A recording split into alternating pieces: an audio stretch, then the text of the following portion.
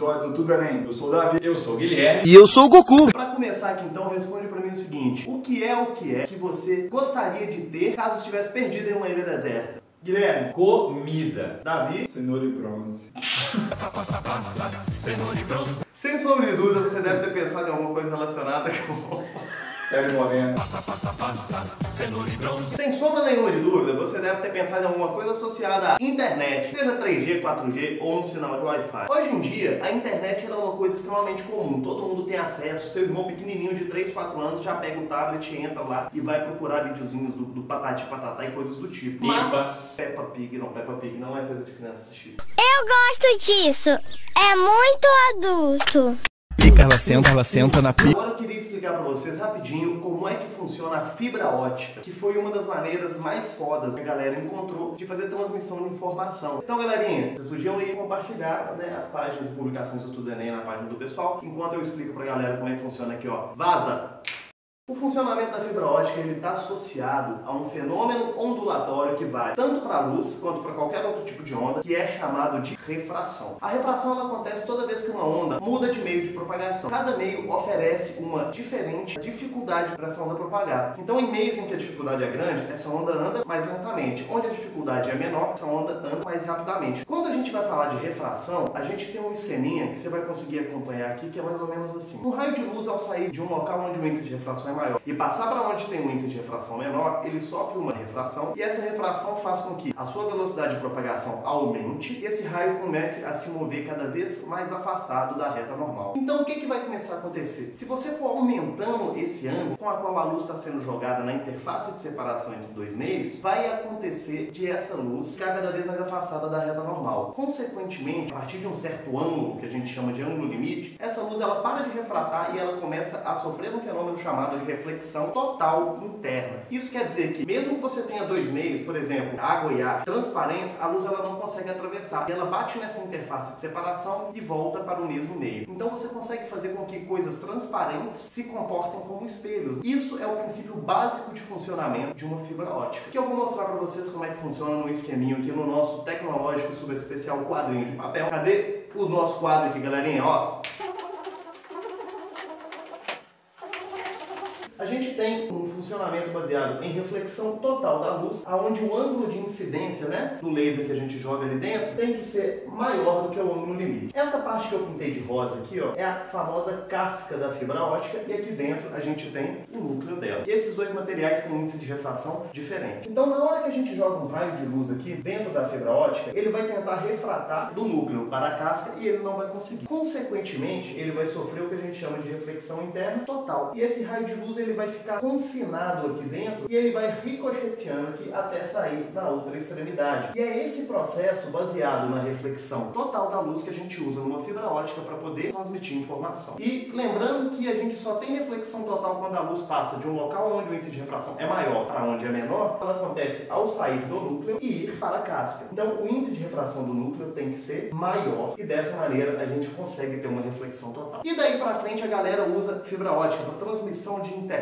sinal de telefonia de todas as formas, e é uma coisa legal pra caramba. Agora a gente já sabe como que o sinal chega na sua casa e como que essa coisa, esse sinal, essa internet, esse monte de informação espalha pela sua casa inteira. Aqui nós temos um modem ou roteador que ele emite pra gente um sinal de Wi-Fi. E aqui tá a fiação que traz esse sinal pra você. O que que esse roteador faz? Ele pega esse sinal de internet e através do seu circuito e tudo mais, ele transforma esse sinal em ondas de rádio. Essas ondas de rádio são as mesmas utilizadas por rádio. Você tem elétrons aqui na anteninha do seu aparelho, eles começam a vibrar e toda vez que você tem cargas elétricas em movimento acelerado, você tem produção de ondas eletromagnéticas. Essas ondas de rádio, elas começam a viajar aqui dentro da sua casa.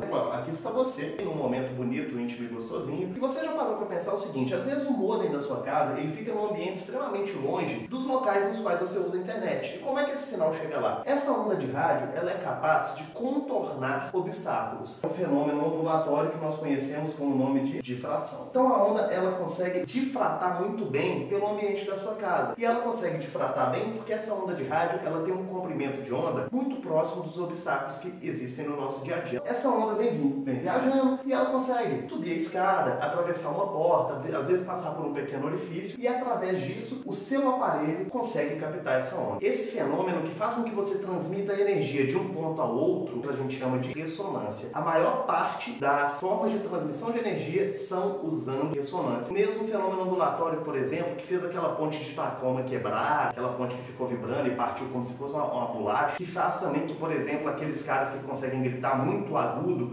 quebrem taças de vinho. Mom, I broke it! You did not. Look it! I did! I broke a glass! Então, galerinha, vamos ver se aqueles dois sacripantes que foram mexer na internet tem alguma coisa bacana para acrescentar pra gente em cima dessa ótica, beleza? Ó, que meio tonto.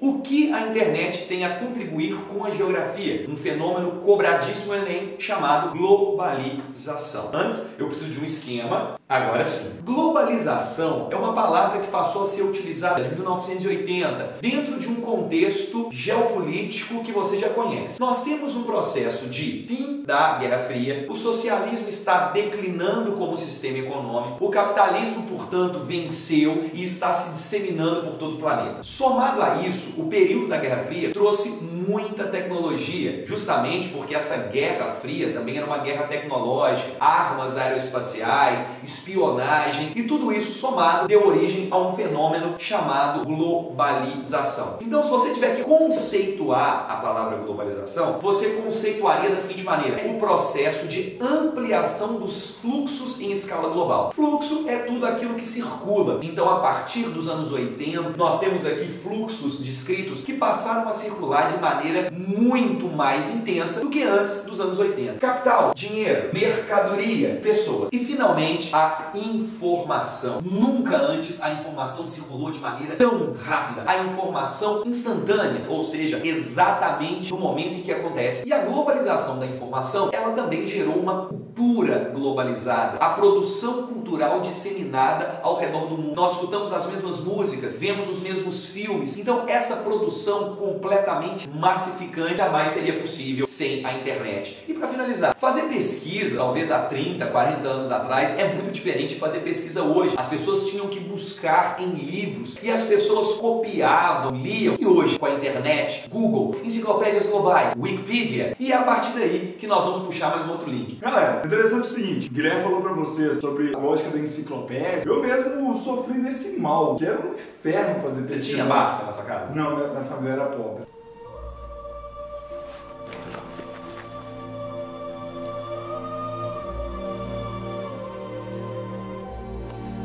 Mas eu pesquisava, aí tinha aquela coleção de livros, e era interessante que eles eram divididos por letras. Era A, B, C, D, e no mesmo livro você tinha abacate, um verbete explicando o que era abacate. Abraham Lincoln. E Abraham Lincoln. E por que tem essa divisão? O projeto enciclopedista, ele surge no contexto de iluminismo. E nesse contexto de iluminismo, o que o Diderot, um dos principais nomes da organização da enciclopédia, queria, era reunir em um único exemplar todo o conhecimento do mundo. Portanto, ele precisava ser de fácil acesso. Se você quer pesquisar sobre índio, você tem que ir na letra I. Por que eles queriam reunir esse conhecimento amplo? Durante o Antigo Reinado, aquela coisa que vocês aprenderam como governo absolutista, o rei absolutista concentrava em suas mãos todo o poder. Portanto, ele era responsável por toda a população. Ele cuida da população. A partir do momento que você apropriar-se...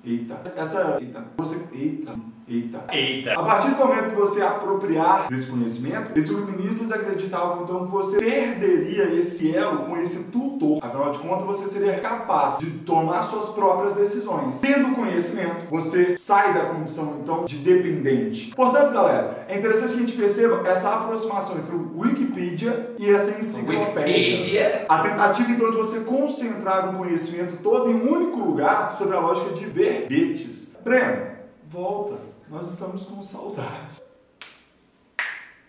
E aí, galerinha, voltei então. Enquanto a gente ainda não tem lá, né, o Tudo Enem no Wikipedia, nós temos o quê? Temos canal no YouTube, sim ou não? Vai lá no youtube.com, procure lá, canal Tudo Enem, que você encontrará esses rostos lindos, maravilhosos. Tem página no Facebook Tem também. página no Facebook. Facebook/canal Tudo Enem. E tem like também hoje. Tem que dar like. Então é isso mesmo. Beijos. Adeus. Beijo, Haddad.